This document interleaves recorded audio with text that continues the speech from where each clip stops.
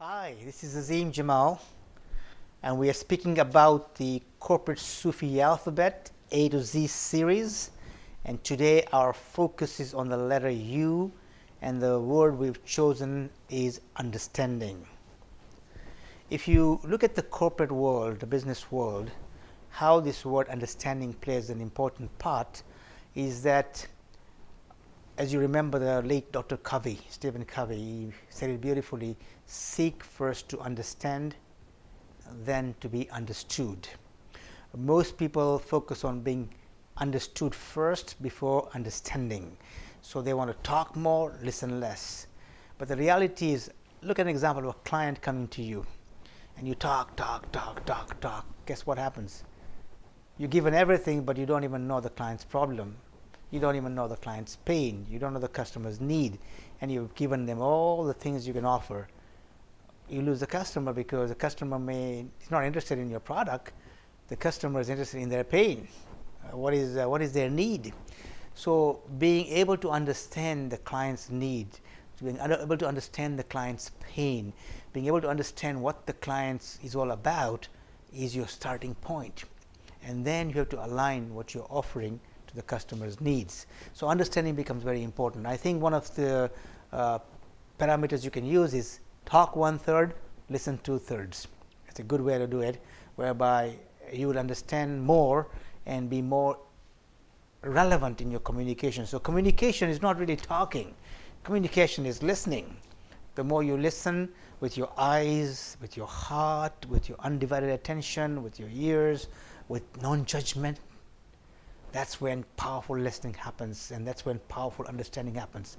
If you go with a baggage, you are preconceived, you're judgmental in your approach, you're not really understanding, because you already made up your mind what you're hearing. Yeah, sometimes when a child is talking, or your staff is talking, or employees or your customer is talking, and your mind is somewhere else, you're missing the whole boat. And by the way, if there's important communication to happen, don't talk on the phone. Meet the person, because there's a body language. Most of your communication happens through body language. So you're listening not just on the words, but you're listening and looking at your person's body to say what the body is saying to you about how the person feels. So that is very important, and I think it's the foundation of all communication. And I was doing some work with a big mobile company in Africa and many years ago, and they had this suggestion box whereby they used to invite suggestions about what can we improve, and they got about 130 suggestions. And when you boil it down, I think 80% or 85% of the suggestions were about communication. And it's funny, because mobile company is about communication, and 85% of the suggestions are how do we improve our communication. So the point is that people don't communicate well, and the biggest issue around communication is understanding, because that's the foundation of communicating and connecting. If you switch all this around to the personal life, there's a big problem there too, in terms of nobody wants to understand somebody else. They all want to come up with their own points about what I want to say and why I am right, and people are generally very poor listeners, because listening is hard work.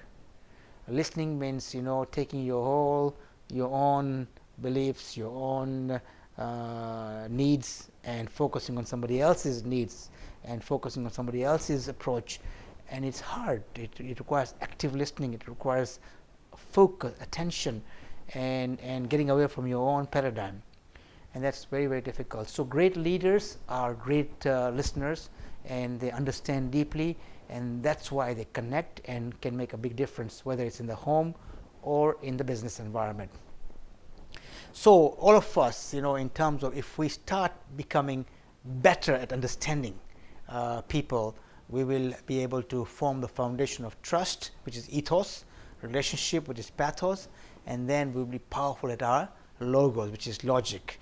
But if you start with logos and logic and shortchange the understanding and pathos and relationship, the trust will not happen.